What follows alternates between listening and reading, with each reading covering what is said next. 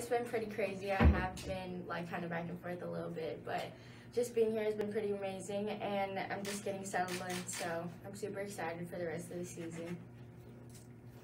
All right, our next question's from Jordan Hill.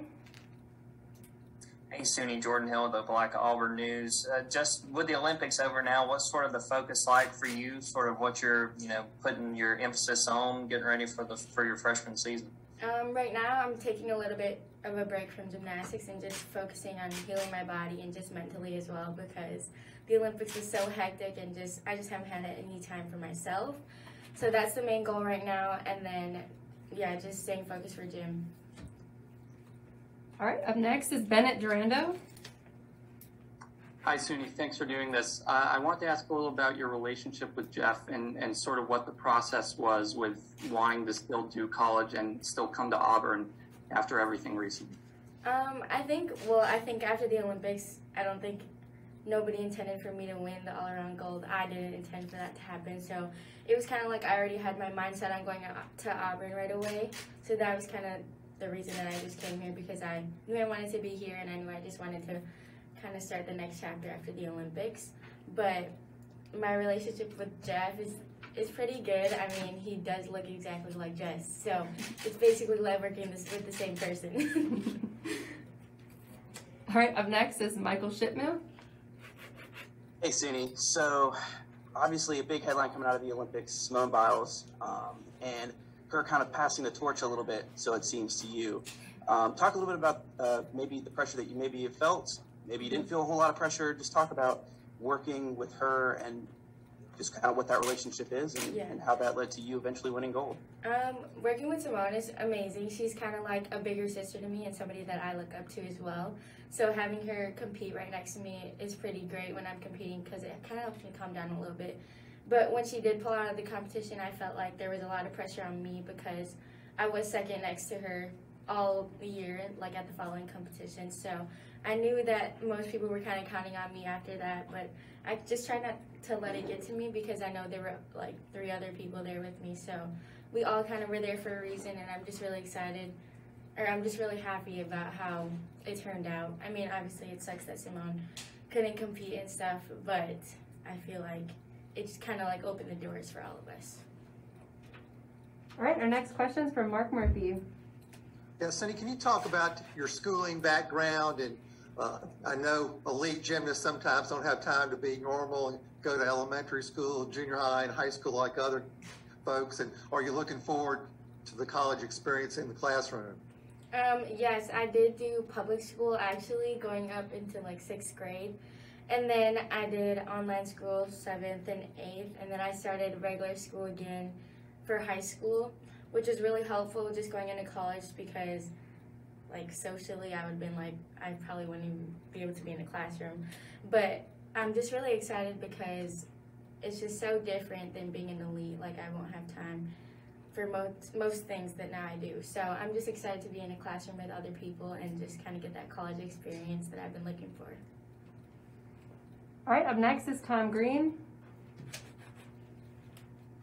Hey, Suni, just want to ask you, what's it been like trying to deal with this newfound fame? I know when you were over in Tokyo, you were talking about how your Instagram followers are over 1 million now, and just how are you kind of juggling that with trying to be a normal student now that you're back at Auburn? I mean, it's a little bit hard, but I'm still trying to find a way to balance it out. Like, a lot of people here know me, and I feel like I just got here, so of course people are gonna be really excited.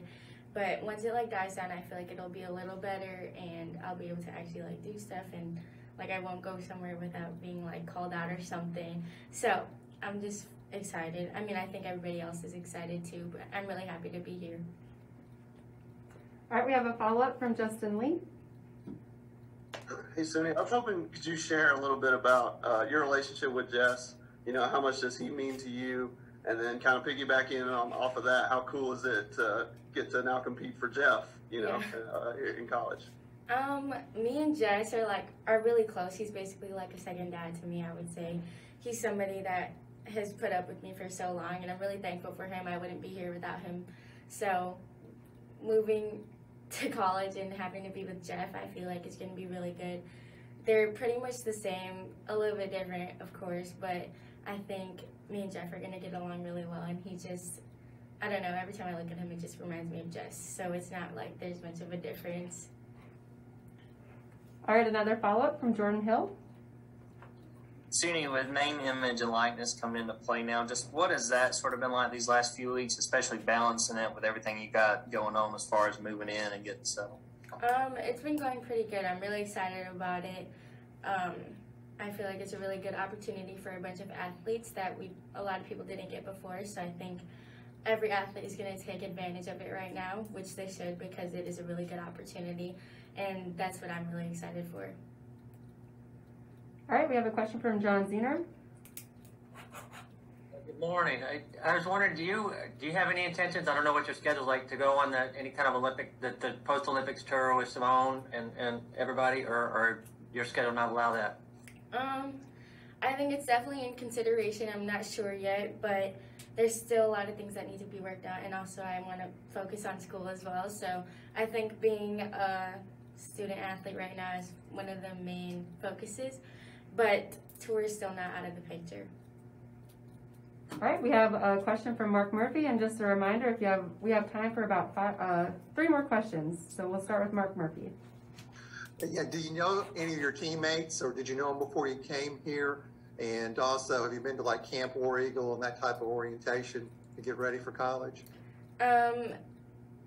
I knew a lot of people coming in here just because I knew I was coming late, so I knew I wanted to have like some friends coming in. And also the gymnastics girls, I competed with a couple of them, so I'm really close with them as well. And then, yeah, I feel like everybody here is just so nice and welcoming. It feels like home. But, sorry, what was the other question that you had? Pre-college orientation, at Camp War Eagle or anything like that? Yes, I did do that stuff, so I think I'm going to be pretty ready for when school starts. All right, our final question, if we have no more, is from one and only Justin Lee. Suni, I wanted to ask about your teammates too. Just what can you just share about them and your teammates at Auburn, and what excites you about getting to compete with them?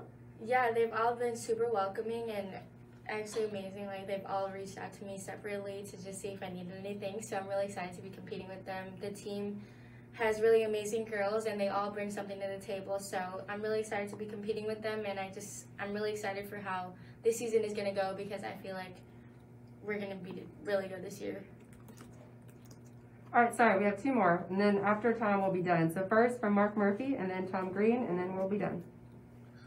Can you tell me about what it was like in Tokyo with like very few fans there and sort of a different type of atmosphere to compete in at the Olympics?